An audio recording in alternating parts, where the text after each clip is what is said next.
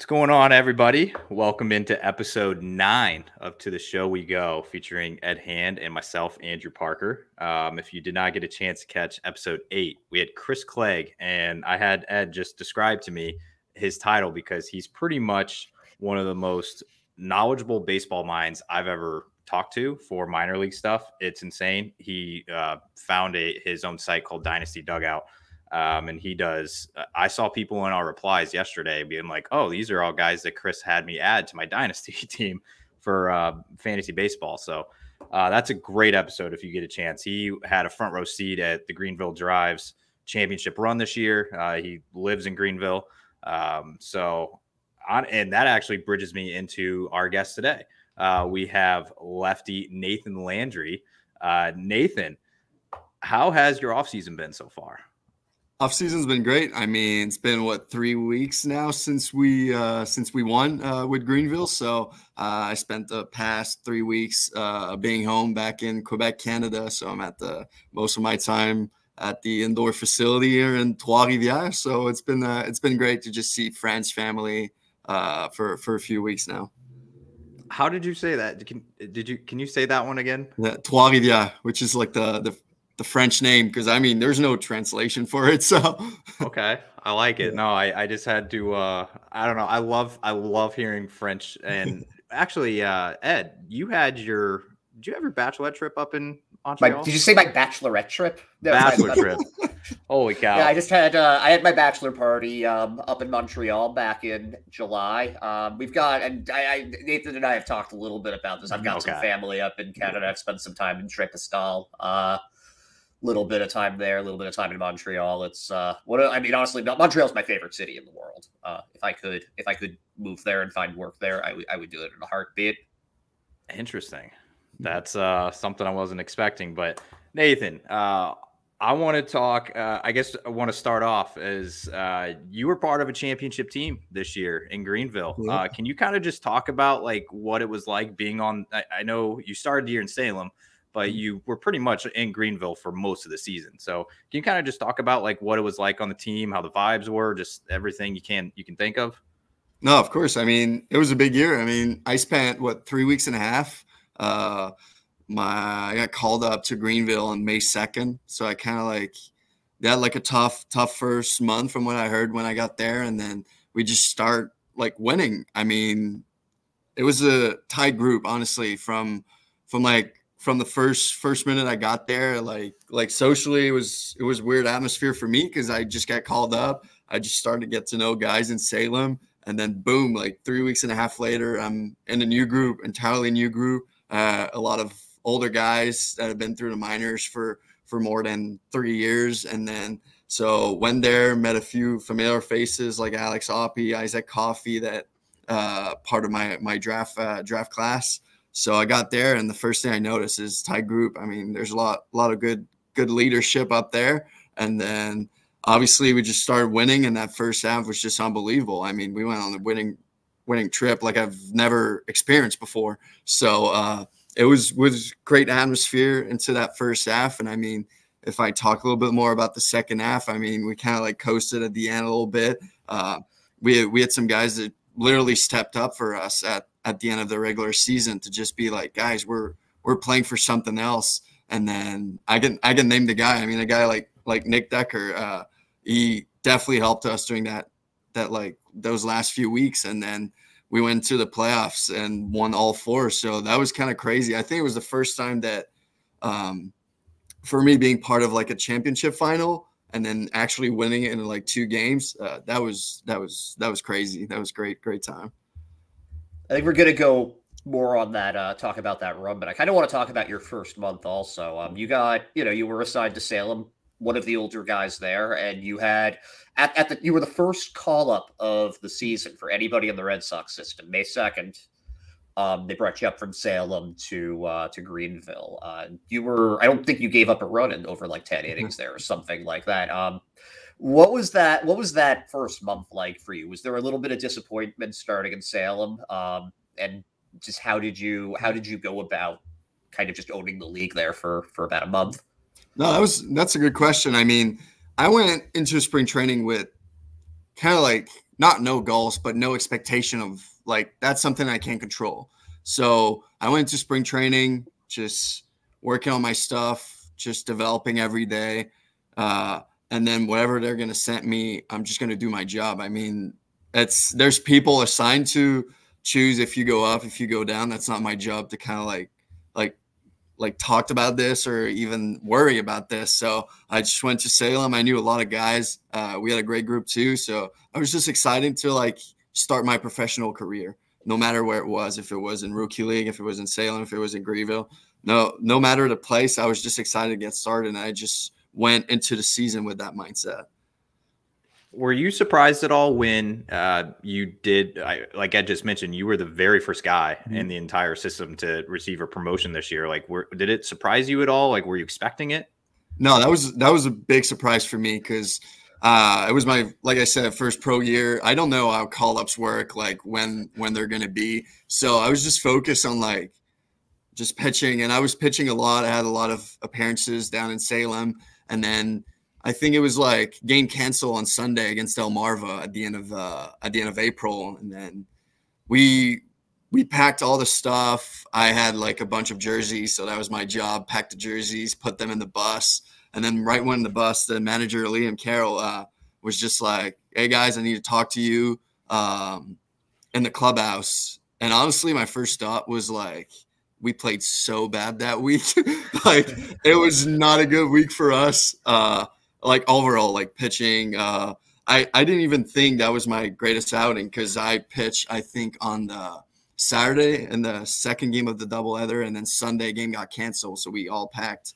And then I kind of like a rocky outing. I got out of it with a 0, but still not the way I wanted to pitch. So went into Sunday, he called everyone in the clubhouse, and he's just like, "Well, it's going to be quick. Landry's going to Greenville." At first, I'm sitting down, and like we're still at the beginning of the year. Like my English sometimes a little slow. We're at the end of the week. My brain's a little fried. So I'm just like, all right, listening. And then Landry to Greenville. And it took me like 5 seconds before like everyone starts to scream and kind of like gather around me. I'm like, oh, I'm Landry. So I was like, that was a great surprise. I was not expecting that at all. But like a bunch of people told me, I mean, they want to see me kind of like get challenged, did what I had to do up there. And no matter how long it took, like, I mean, I think physically and mentally ready for it. And then I was just excited for a new challenge for me. Yeah, I mean, it really did seem like you weren't challenged by the low A level. But when you got to high A, what did you find to be the biggest difference between the competition there? I just think that they capitalized most on some mistakes. I mean, I kind of knew that I got away with some mistakes down in low A. I still think there's some really good hitters. And I mean, most of hitters I face at the end of the year in high A, I faced them in low A at the beginning of the year. So I don't think it's a difference. I mean, it's just more mature hitters.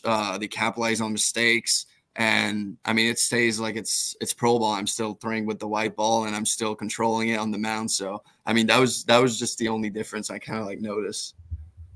And you had an injury this year over the summer. What was that like, I guess, going through having to be sidelined and then making your comeback for the end of the season? No, of course. I mean, I missed something like 4 weeks and felt like 3 months. I'm a competitor. I mean, never had any past injuries that kept me out more than like an outing. So that was definitely a little challenge for me and something I learned throughout the year that how to manage my body, manage my mind through like the longest season of my entire life. So I learned a lot, even though I wasn't playing during that, like those like July, August period, early August. So, I mean, I learned a lot about the physical aspect of it. Cause I think I'm someone with a great work ethic, like knows my body pretty well. But if I've never been through an entire like pro ball season, like, I don't know. I'm not sure how to manage that. And I definitely learned a lot about my body and how to manage through that workload. What was the injury and how long did you try to pitch through it before it became pretty clear that you needed to take some time away? I would say, do I say like hockey wise, like upper body injury? Yeah, go ahead. That's whatever you soccer need, whatever you season, need to say for it. You don't have to be I don't like specific. to like specify too much about my injury, but it was like the first game back from what is it called? The All-Star break. We were in the Ikari, felt something in my arm, and then we kind of like built back from there, and I had like 2 setbacks. So it was kind of like a tough time that I was trying to come back and kind of learn like what's going on with my body, like wanted to go back quick. But honestly, the people down there, they took really good care of me, just making sure I was healthy before going back. So, I mean, Matt Hauser, Charisse were 2 important people for me. So just to learn about my body, just making sure some movements are better. But of course, I wanted to be back for the year and kind of like just finish the year strong. So I interviewed Hunter Dobbins during the season, and he said something about you. He said when you got called up to Greenville, you were the only left-handed guy on the entire pitching staff. What was it like, I guess, just being you were the only lefty for a long time in Greenville, I guess. Oh, no doubt. Yeah. So what was that like? It was special. I mean, I'm used to Mizzou. We had a bunch of left-handed guys. And I went to Salem, and I remember watching back the broadcast of my first outing on like the first game on Friday against Delmarva. And they were like the first lefty in how many days on the mound for like Salem. And I'm like, I feel like there's a lot of lefties in the organization. So that was kind of funny. And then went into Greenville, and I'm noticing there's no starters and no relievers as lefty. My name is the only one on red on the roster card. So I mean, that was part of my new role with Coach Kipper. I mean, as a left-hander, I just need to get left-handed hitters out. So went up there, and I knew like most of my role, most of my appearances. If there's 2 outs, like the guy on deck's a lefty, that could be like a potential opportunity for me. So it was kind of like noticing that like I'm a left-handed and that I need to get some left-handed hitters out. So I think that's what I learned from when I got to Greenville. So you had Noah Dean as your roommate initially, right? Yeah, he was my my roommate was Caleb Bolden. We were a lot with Noah Dean, Dalton Rogers, and then in the locker room we were clubhouse neighbors. So he was right next to me. So Noah Dean was right next to me in Salem. Gotcha. So why did you stab him? What'd you stab? I didn't hear what you said. Yeah. Why did you stab Noah Dean? That's he said that there was some controversy. The controversy of what? Parker, do you want to? You want to get into that now? Yeah, okay. Yeah. We're getting straight into it. Okay. I have written down, and this is a Noah Dean quote. Okay. Ask him about the blood vessel thing. Oh, the blood vessel. Oh, and okay, so you're talking about roommate. That's back in Florida. Oh, the blood towel and everything. That was a crazy story down in Florida. So he was my roommate in Florida. When I was in Salem, my roommate was Caleb Bolden. And then so we just woke up one day, and like I see a towel full of blood in the bathroom, and I'm like, what happened last night? I probably just passed out. What happened last night? And that was a little like running gag in the training room that like, oh, Landry stabbed him during his sleep. He's crazy. And then so he just had, I don't know what happened, just allergy. It was right behind his shoulder or something like that. It was tiny, but it just kept like with blood. And so, yeah, that was crazy. Yeah, he said that they tried to pin it on you, and they were going to run with it a little bit, and the coach was just like, do we need to say anything? Yeah, so like, all the trainers like, what'd you do to Dean? I'm like, what did I do to Dean? I don't know. Like, what happened? And then they all told me the same thing, and I'm like, what did I do? I kind of like that, though. I like that for like if you're a closer and they're like, oh, man, I heard that guy stabbed one of his teammates. I mean, that just adds another level of intimidation right there. I wish I didn't need that to intimidate, but that was a funny one from the trainers and stuff. Yeah. Well, I guess since we're opening up the Noah Dean notes, I want to kind of finish them here. How's the golf game been? My golf game, atrocious. I've been back home trying to work on my stuff, work on my swing a little bit. Driver game's awful. Can't drive to help my life. I've been practicing golf game. And then I remember in spring training went mini pot a little bit, and that was my game. Short game is my game. Chip putter. I matched one time with Aiden Mullins back in spring training. We're playing some scrambles, and then I remember just everyone laughing at me. Just how can you throw like 90 and then not be able to drive a golf club? I'm like, I'm used to like a hockey stick. I don't know, like this doesn't work for me. I defended you, by the way, because I said in his defense, the golf season in Canada is probably a lot shorter than like Hayden Mullins is an Auburn guy. He's down in the South. Like he can golf all year round almost. So I defended you a little bit. I said I appreciate the Mizzou support right there. Absolutely. It's what I just want to know though, just for reference, like golf is I'm guessing it's somewhat popular in Canada, just not like obviously up there. I feel like it's a big thing for like hockey players whenever it's like summer. So, I mean, this year I think was probably the longest season in a while in Quebec for golf. So I had a chance to go like 3 times outside when I came back mid-September. Oh, wow. Like never seen that before. So I went like 3 times in 2 weeks, and my brother's pretty good and usually he drives, and then if I don't drive good, I'll just land at your spot kind of thing, just to make sure we're people behind us not waiting. But no, it's like a shorter season, but it's popular with like hockey guys. So I have a lot of hockey friends. They do that right after the season to just keep moving, have a little fun. So yeah. So getting back onto the baseball side of things, unless you have is there another note from the Dean interview? The last thing I had written down was playing bingo at Shoeless Joe's. Oh yeah, that's electric. That was electric. I mean, I want to know though, like give us like what the crowd looks like on any given night you guys are there. I mean, expect like a normal like bingo night. Like, so we go there, and I think the first night we went, we were actually go to eat, and we're kind of like, we don't want to go like grab something elsewhere, drive cars, whatever. And I'm like, what about we just try like Shoeless Joe's and let's see what they got. And was it a Tuesday? I think it was on Tuesdays. So you in there and there's like an hour for that open slot of like bingo. So you just eat, and they announced that they're starting the bingo. Of course, we're like, let's go, let's hop in. And it just became a tradition for the guys that of the same draft class.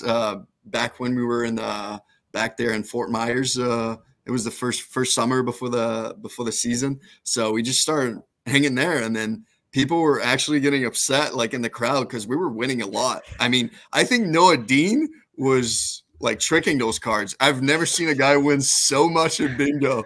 And so we just spent some time there, and of course there's like the older people, they're all there. Like it's their night, like they're competitive, they want to win. And then we're just out there, a bunch of group of guys, and yeah, bingo. And then everyone's looking at us like, what are they doing to those cards? So those are great moments that I think I'll remember, like, and I hope that we still go like next spring training.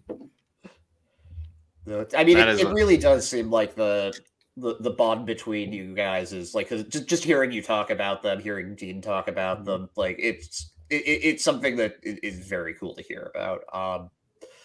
On the more like the back on the baseball side of things though, because you said before this was your longest season. Yeah. What did you do to, I guess, keep yourself focused, keep yourself healthy, especially after that injury? Like, what did you learn through this season that you'll take into next season? Well, I learned a lot by experience. I mean, as my first full pro season, but also my first full reliever season, because I was kind of like going back and forth last year. So kind of like managing my workload is the number one thing. I mean, as a starter, you get your set routine, like day 1, day 2, day 3. As a reliever, I can't really do that. So that was something I kind of like shuffle around a little bit, because you can be like, they say hot, like ready for like 2 days, but it doesn't mean that you're going to pitch in those 2 days. I mean, if the opportunity comes, like you're going to pitch, and then it's kind of like a different, like managing the workload instead of just like coming into today and saying like, all right, I'm going to do this, this, and this. I just gotta listen to my body. Like, even if I'm hot that day, like if I need 90 feet, 120 feet, like let me just keep it at that. I don't need to do every single day like 120 because the outing before it went good at 120. Like you're never gonna know when's your like next outing. So I think just learning out to having a set routine in the morning, to kind of like clear your head, making sure that you're in a good headspace to go to work. I think that was the big thing, because you can work on your body as long as you want. If up here it's not ready, like the rest is not going to follow. So I was making sure I had a better routine at the end of the year than I had at the beginning of the year, in terms of morning, going little walk, grabbing my coffee, making some work from distance, and just learn a lot like mentally, because beginning of the year I had some school work to do through spring training, beginning of the year, and then once it hit like June, like school was done. So I had to make sure that like I found a routine to kind of like work my brain, read, kind of a little copying what I do with school, but just making sure I learned a lot for my mental and my mind.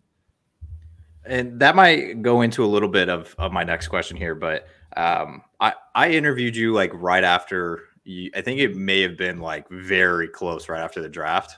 Yeah. And I was pretty excited, obviously, because the Mizzou guy came into the org, and I was pretty happy because Tanner Houck's the only other one. Mm-hmm. So I've noticed something. There's a big difference between talking to you now and talking to you, I'd say probably a little over a year ago. I feel like you feel a lot more comfortable. You're a lot more settled in. Like, did you get like, are you more comfortable and more settled in now in the States, like compared to like at this point last year? Oh, no doubt. I mean, there's a lot of guys that didn't know my first language was French. So, I mean, I was proud of myself. I mean, I've been working on it.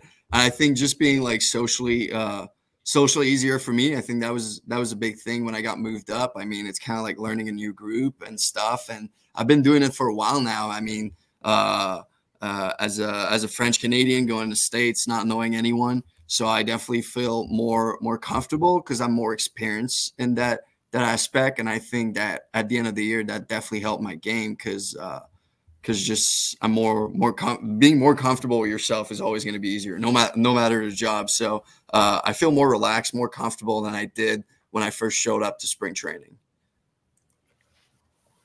Yeah, that's I was kind of thinking the same thing. You're also not that your English was bad or anything before, but like I wouldn't have been able to like pinpoint what your accent is, or like how long has he been speaking this for?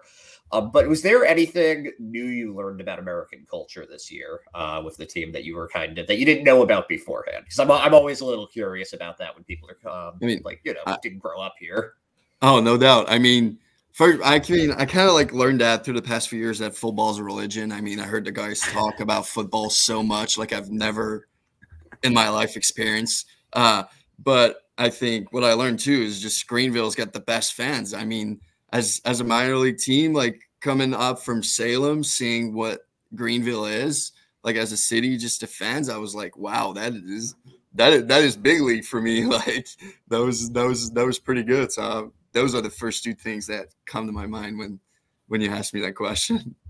How was your time not on the field in Greenville but off? I've been to Greenville before, and I think it's a very underrated like just city. There's a lot to do. It's a pretty town actually. So what was your thoughts on the actual town itself?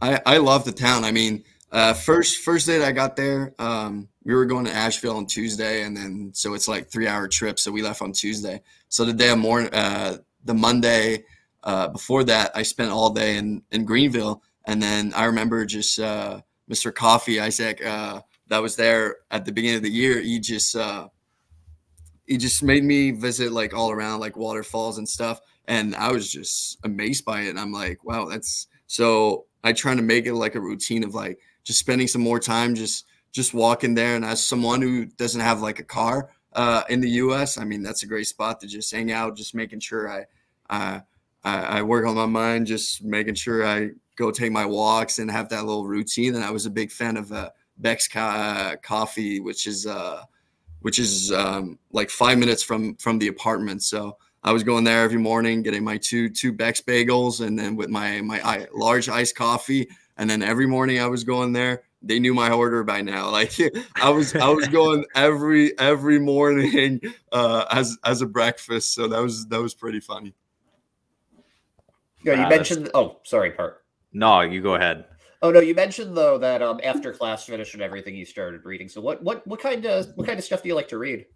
A lot about psychology. So I was mixing between French and kind of like English, just making sure I keep both languages. I like to read about just set routines, and then more of the psychology aspect of like it was in French. I'll make the translation, but like the winner's attitude. It was a little book in French that kind of like really helped me out to set my goals, set my mind to something, and even if it doesn't show in the first few days, first few months, first year, like how you can grow into that mindset and go get your goals. So I have actually a little segment, Ed. I want to do a rapid fire segment. I wrote down some questions. There's no wrong answers, and they're not that hard of questions. And it kind of has to deal with some stuff that you've we were just talking about with like Greenville and stuff. So what is your favorite Americanized food that you tried for the first time since coming? Americanized food? Or like just American food that they don't probably have in Quebec. Oh, I love Panda. I'm a big Panda fan. That's not going to change. Okay. What's with everybody in Panda East? That's like all the new guys that came in are big that we talked to. They're big Panda guys. Oh yeah, big fan. So they don't have that in Canada?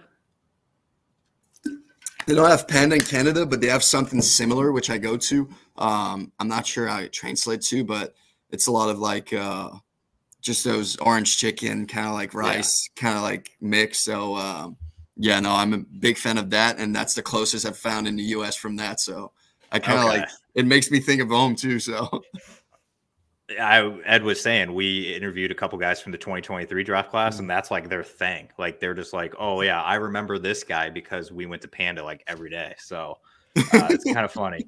All right, so now that's a good choice, by the way, on the American food. So what about back home? What is your like favorite food back in Canada that is not accessible here? Oh, poutine, the best poutine. I mean, you gotta stick to it. I've never tried it, so I don't know. I've seen it on menus in like upstate New York and stuff. My bachelor party, we ordered like 4 or 5 different types of poutine from the same place, and just like devoured it. It's just like there's no bad way to do poutine, I have found, at least in Canada. Oh no way. And then you go down in Quebec, which is like Victoriaville, Drummondville, like the two cities which are like, that is a big religion of like fighting for like where the first poutine came from. And then we have both like really good places, and it's kind of like going back and forth of which one's the first to actually had the poutine, and then those two places are really good. They do like barbecue contests and chili cook-offs and stuff like that here in the States. Do they do poutine competitions? I mean, poutine, yeah, a little bit with those two places. I don't think it's as much because I think it's really competitive with like the chili, like hot dog. You see the hot dog contest. But there's nothing like this for poutine. I mean, I would be excited to see like how fast can you eat like how many poutine for like an hour. That would be a great idea. Great business idea. I think you're onto something, man. I kind of like that. I turned on the hot dog eating competition this past year, and my fiance was like, "That is disgusting." So, but we love it, right? We love it. All right, my next one. So I'm not sure how many of these you've been to so far, but which U.S. state has been your favorite so far? It's tough. If I don't say Missouri, it's gonna be tough. But I would say, like, as town-wise, I would say like Tennessee was my favorite one. Yeah, it's just I'm with you on Missouri, by the way. Stuff. Tennessee's fun. Oh yeah, electric. Did you have like any towns that? Did you play in any? I guess in Greenville doesn't. Do they play a team in Tennessee? I don't know if there's even a team in Tennessee. No, I don't think there's a team in Tennessee. It's mostly like North Carolina, South Carolina. I was thinking more about when I went to Mizzou. It was Nashville and Tennessee. Yeah. Okay. Yeah, and Knoxville obviously as well. Knoxville. Yeah, I said Tennessee, Nashville, and Knoxville. Yeah. Well, yeah. For Tennessee and Vanderbilt. Yeah. Okay, so now I have a question that I'm pretty curious about, and I want to know, what is the most underrated vacation spot in Canada? The most underrated vacation spot? Yeah, like for tourists, like not Niagara Falls. Okay. I feel like that's I very would say like Quebec City. There's okay. like And why Quebec is that? City, like the old Quebec. That's a good answer. Like that's a great one. Is there a reason though behind it? Like, is there like something that's like this is underrated because? No, I would say just a view. Just a view. Okay. Hey, can you give me a second? I need to talk to one of my friends. He's looking for his key. I'm at the indoor facility, so he's right here looking for his What's keys, up? but they're not in my backpack. So soltabo dans mon code de jacket. C'est bon. I'm down at the facility and I saw him. No, hey. Yeah. No, it's all good. We like we just appreciate you hopping I don't on. know if you guys can see. I was on the left, like trying to just listen and be like, no, like even if All you gotta do is there. throw up one of these. You be like, hey man, I just gotta take a time out here. But yeah, Yeah, we're I- talking Good, about man. old Quebec. I mean, just buildings, the view is just incredible, and I think it's like a go-to to go see. I mean, Quebec is probably one of the most like popular cities. So if you think about tourists, like you need to go to whole Quebec, which is a part of Quebec City. Yeah, the history Okay. there is really incredible too. Oh, It's yeah. like it's like the only city that's a fort in North America, if I remember correctly. There, like Oh, it's impressive. Mhm. No, it's a great one. There's a mix of like French and English because it's more like a business city. So there's a lot of English. You're going to be able to communicate and go through Quebec without having to speak French. You know? I never knew that, so I've never been. I've always wanted to go, so that's definitely on the list. And we're not even too far from it. I'm in New Hampshire now, so I'm not even too far from. Oh, Quebec, so. that's pretty close. Yeah. So I got one more of the rapid fire before we get into a couple more baseball ones at the end for. But I have a two-parter here. Okay. So I have, is it the Leafs year, like the Toronto Maple Leafs? And if it's not, so if you say no, which Canadian-based NHL team is going to be the first one to bring the cup back to Canada? Oh, I got a good one. I don't think it's the Leafs here. I mean, I'm Montreal Canadiens fans. If I say it's the Leafs, Well, I knew that, but I can't go back to Florida. Like I can't. They're keeping me up here. Like it's not gonna happen. So I mean, I don't think it's the Leafs here. I think everything they do, they're gonna have a great seasons. All right, but what happens in the playoffs is completely different. And then who I think this year is gonna surprise a lot of Canadian teams, I think it's Calgary. They got a new coach. They got some dudes there on the last year of contract. They want to prove that they're part of like the top in the NHL. I think it's a team that's going to be really different. They brought in some new like younger guys. They're going to push those vets up. I think Calgary is a great Canadian NHL team for this year. That's honestly, like, I'm okay with anything Western Canada because obviously we don't like the Leafs here. I mean, we don't like the Habs either, but it's okay. I have I'm to ask all you on something really quick, Parker. Was this intentional having having Nathan on for Bruins opening day? Because that's happening later tonight. He's not a Bruins guy though. I knew that. No, but It's it's also still hockey. Montreal's opening day. It's not only Bruins opening day, and they're facing Toronto. So, oh yes, so it's going to be Hockey a night good in Canada, matchup. man. Yeah. All right. Well, we'll for sure get you off in plenty of time to go home and watch the game. But I had like one or two more baseball questions though before we ended. So you're heading into your I guess first official offseason after your first year of pro ball. So what kind of goals do you have for this offseason to get you prepped for your second year? That's a great question. I mean, I'm gonna kind of like go into that question like three different aspects. I mean, at first, like baseball wise, I mean, I just want to keep improve on my strengths. So whatever it is, like fastball, slider, kind of like just making sure that the floor. I think past off seasons, I always had like I was seeing like the ceiling, kind of like instead of raising kind of like that ceiling, raising the floor. So like whatever, like my worst days are like here instead of being down here, instead of being like worst days and like better days. I want to kind of like raise that floor so I'm in more consistent with those soundings. So I think it comes from fastball and sliders. Like pitch design wise, I need to work a little more on that third pitch, we kind of like worked a lot on the splitter as a lefty. So it's kind of something that I started to add slowly into the season. I just need to be more competitive with it.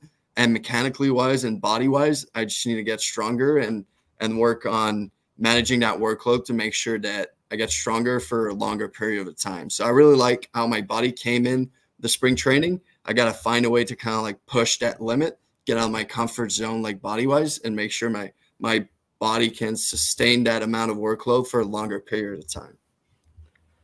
So when I talked to you a year ago, it really stuck with me because you come from a place where baseball isn't the primary sport, and to get to the point that you were able to get to here, even just getting to play college ball, that took so much dedication and so much passion to be able to even get drafted. And now that you've been there for a year, have you found that your passion for it has changed at all? And how, like from when you were in high school and you were like, like trying to get to this point, because that was, I feel like that's everybody who's playing there's a goal. How has it been towards your expectations? How would high school Nathan Landry feel about the current Nathan Landry? I think they're both as passionate. I don't think the passion is something that changed. I think it's my why.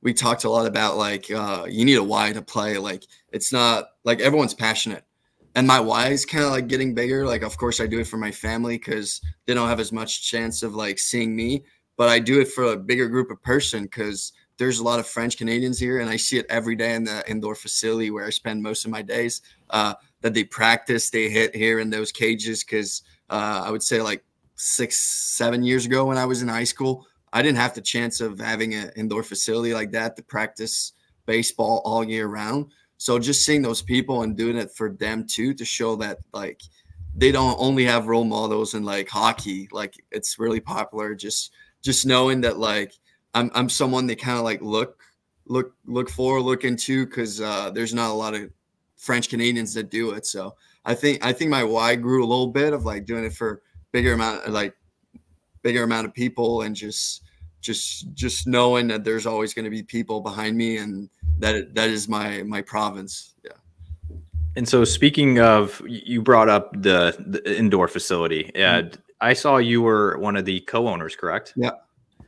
So how did you may have just answered that too, but how did that kind of come up, I guess, come along? And if you want to just talk about it a little bit too, that's, I kind of peeped the Instagram page, and you guys are always posting on there. And I just wanted to know like what kind of brought that up, and I guess to get you into that, wanted to be a co-owner there.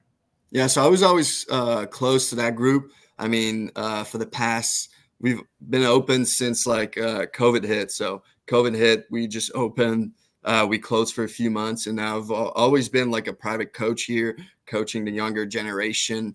And then it kind of like went into the conversation with me making it to pro ball, and also finishing my school in business administration, both connected together, two passions that I got.